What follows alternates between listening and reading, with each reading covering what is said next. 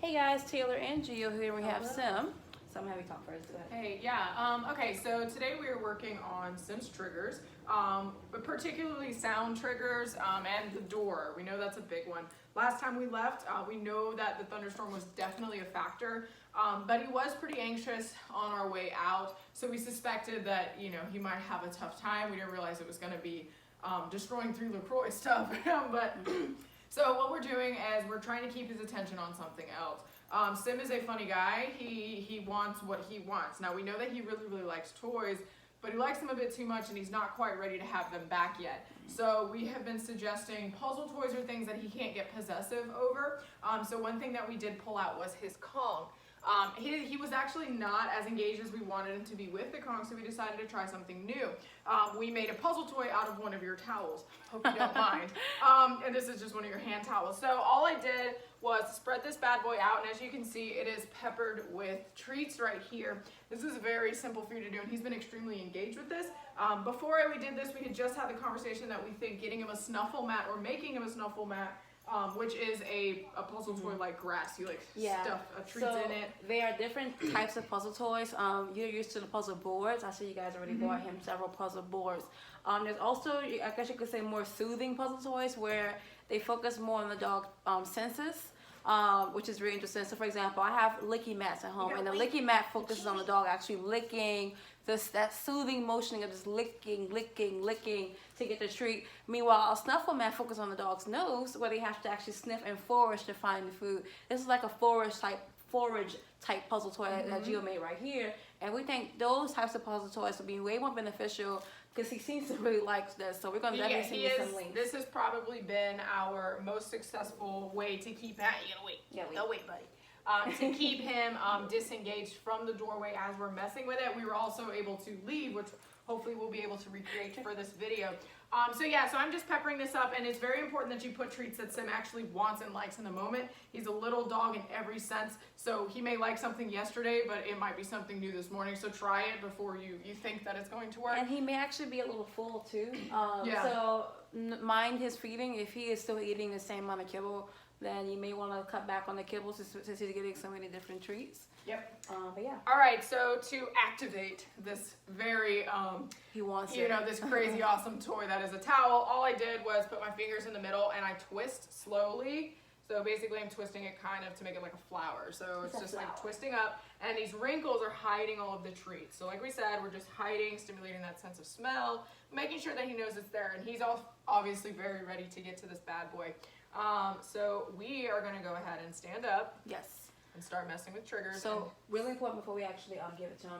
So I don't know if you can see, but we actually have your kitchen blocked off. We're going to talk to you about this, but we highly recommend a baby gate or a pressure gate. That way he doesn't have access to the kitchen. We noticed that the closer he is to that door, the crazy eyes we see, the more of the anxiety increases. Yeah, he freaks himself out, and we are assuming all the bad of the LaCroix, it happened in there because LaCroix was in there. So we think that blocking his access to the kitchen, and back to our original point, which is less space, he's not ready for it to be in a crate yet, to be left in a crate. Like we tried the crate. He started whining just to see what he would do, and he is very comfortable in a small space, but we do think that by keeping him away from the door is going to help. So adding a gate right here, we can send you a link. Our favorite brand is Regulo, very inexpensive on Amazon. But that could be an addition that could, essentially hopefully help solve the issue of him being just too close to the entryway. So right now we have our makeshift baby gate. He can obviously jump over this, but what's nice is that it's limiting his visibility, and it's giving him, he's hesitating to go straight to the door. So that is two of our suggestions, getting the puzzle toys or just doing something like this, wrapping up treats in a towel, and then practicing all of these triggers. So let's go ahead and show you what this looks like as he's playing with this. Let him get into this, and then we're going to start messing with the door. All right. Okay, Sam, go get it. Get it, Sam. Get it. Sam. Boy. And we do have his bed right here too. It gives him multiple options, a crate or the bed. And he still goes into his crate even though his life being closed in it. So what we started doing first, started messing around with the sounds of certain triggers, like the door handle. He looks up. He's chewing. Very funny. His suckers away. Good boy. And then we started maybe opening the door a little bit and closing it. depending on his reaction, we stopped or we kept going. What's really nice about this puzzle toy is that it essentially is rewarding for us.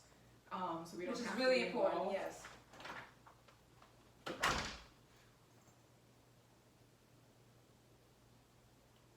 He did stay a little bit longer, so I'm gonna go a little easy on this for a second. Just a door handle. Door handle. Open the door again and close. Okay. And we're just gonna pause. See if he'll go return back to that puzzle toy. If not, we're gonna suggest it, but he did. Cool boy. Very good. Very good. One open door again, and then close it again. Still playing. Cool. Awesome. All right, I want to ask Gio to leave.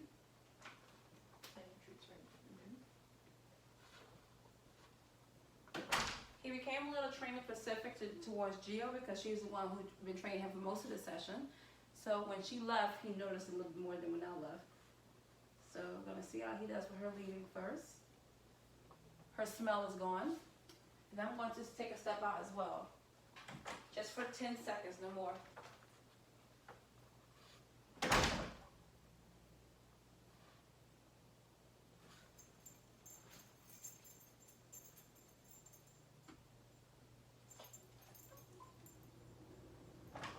Good boy, Sam. Good boy. We're gonna ask him to go back to Good his job. go back to his temple mat. Come on.